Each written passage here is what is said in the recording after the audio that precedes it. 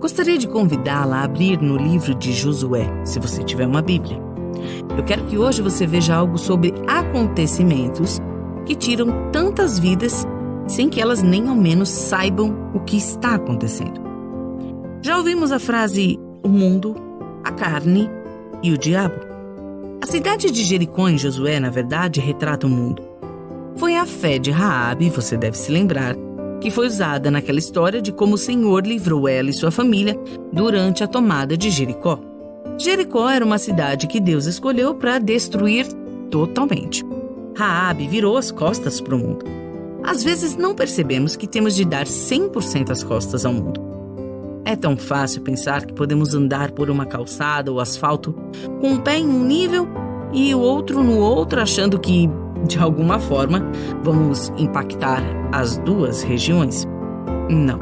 Precisamos passar por transformações quando somos tiradas do mundo. Se Raabe não tivesse sido tirada do mundo, em outras palavras, se ela não tivesse resistido pela fé, ela teria sido como todos os outros. Teria morrido, nunca saberíamos sobre ela. E as Escrituras mostram que, porque ela aceitou aquela posição precária, não apenas ela foi salva, mas também a sua família. Além disso, para essa mulher que havia sido uma meretriz, uma prostituta, e quem sabe o que havia acontecido em seu passado, Deus providenciou para que ela escolhesse um marido, o que permitiu que um dia ela desse à luz a um filho chamado Boaz. Boaz casou-se com uma mulher chamada Ruth, e você tem na Bíblia uma linhagem que aponta para a vinda de nosso Senhor Jesus em seu primeiro advento. Depois de todo esse acontecimento do mundo representado por Jericó, veremos que em outro momento houve uma travessia milagrosa do Rio Jordão. Essa travessia ocorreu em pleno período de cheia. O volume de água era o maior do que você poderia imaginar, mas Deus os conduziu através do rio. Então veremos um lugar que as Escrituras comparam à carne. Jericó representa o mundo.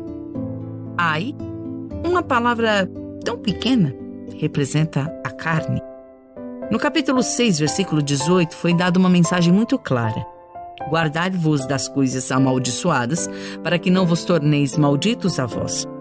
As coisas amaldiçoadas eram aquelas coisas que, por Deus, foram dedicadas à destruição. Então, quando as pessoas dizem, bem, eu não sei, a carne me puxa muito, não percebemos que Deus é gracioso, bom e protetor quando Ele nos alerta sobre essas coisas. Eles foram ordenados a não tocar nas coisas amaldiçoadas. O triste é que se você tem uma Bíblia diante de você, no capítulo 7 da NVI, a primeira palavra é mas. Essa palavra, o que ela abrange?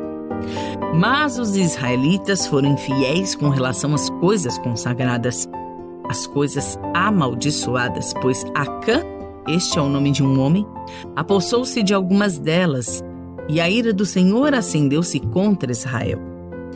Essa foi a primeira das cidades a serem tomadas, e eles foram informados de que tudo pertencia ao Senhor. Era por isso que eles não deveriam tocar em coisa alguma, ainda que pequena. A ordem era clara. Quantas vezes passamos pela vida e pensamos, mas é só uma coisinha, é só uma mentirinha, ou a gente omite alguns fatos porque, afinal, seria muito difícil explicar tudo. Um assunto aparentemente pequeno e fácil de lidar representa a voz da independência de Deus. Nosso espírito independente de Deus é pecado. Não há necessidade de envolver o Senhor nesse assunto insignificante. Eu posso resolver isso. Afinal, você sabe, acabamos de conquistar esse maravilhoso triunfo, essa grande vitória. Afinal, nós tomamos Jericó, não foi? Isso acontece rápido. Tomamos para nós o crédito das coisas que Deus faz. Autoconfiança, orgulho e independência. O que pensamos ser pequenas coisas são grandes pecados aos olhos de Deus. Por essa razão, seja o que for que o Espírito do Senhor esteja falando com você agora, eu quero que você, como filha de Deus, diga: Senhor, coloque seu dedo nisto, pois não apenas eu sou afetada, mas as pessoas ao meu redor. Que seu coração esteja em uma posição de conhecer a plenitude, vitória e liberdade do Senhor, em vez de viver em escravidão. Que o Senhor seja glorificado. Nós amamos você. Em nome de Jesus, amém.